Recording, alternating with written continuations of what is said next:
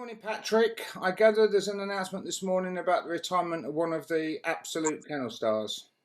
Yeah, that is. Yeah, we decided to retire Desperado Dan. He picked up a small injury, nothing serious really, but the thing is he would need at least 3 weeks off. He might need an operation to take the tendon out. It's a superficial tendon in his foot. And then by the time he comes back, and because he's an older dog and really has nothing to prove to us, he won his last 5 races and we like to go him out on a high really. Yes, of course. I mean, I was thinking about him, sort of prior to the call, and he's really the kind of dog that every owner would dream of, isn't he? I mean, everybody wants a Derby winner, but basically, to achieve what he's had a long career.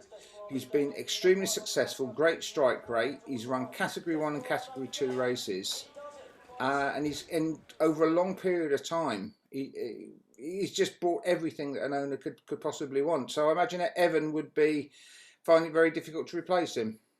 Yeah, he will be very difficult to replace. You know, he started in the summer of I think it was 2018. That's when he started at Central Park in the grades. He started in A2, won a maiden, worked his way up, and then so when he won their 3A1s on the trot, and we decided to step him up at Romford, and then he won early 2019 the Coronation Cup, and he was a very versatile dog as well. You could run him at loads of different tracks. He won at Hove, Central Park, Nottingham, Romford, Crayford.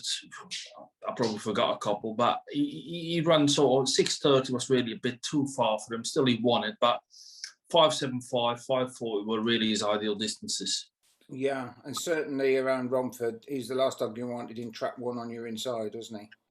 Yeah, he was, and he was one of them dogs. He wasn't dodgy or nothing, but he was he knew what racing was about. You know, he would love sort of when in front. People always think the one in behind sketching him. They think next week will beat Dan, but he do next week. He pull out a bit more and he go again, and that's the sort of dog he was. And you know, he never give up in the race. If you look at the strike rate, you know, he almost has a 50% strike rate. And then how many times he finished in the first three is unbelievable. That's why he was such a good competition dog as well. And he made loads of finals, won two Group 1 races, a Group 2 and loads of Group 3 races.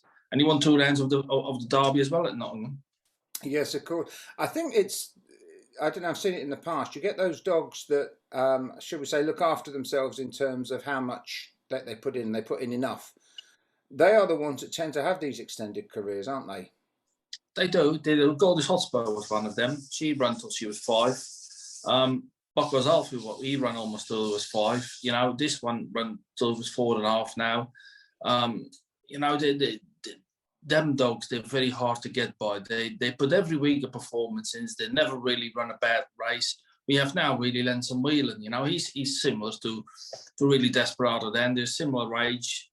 He's in the semi-finals at the Laurels on Thursday and everything, and I thought he done very well in the heats. But they're the sort of dogs you really want in your kennel. They run every week their heart out for you. Definitely so. And the plans from now, will he stay with you for a while, or will he go straight out? Or no, he won't go straight out. He'll stay here for a while, and we're gonna have him nursed and everything, and then we're gonna find a good home for him, the right home for him. Yes, of course. Well, it's a long and overdue. I say overdue retirement, well earned retirement.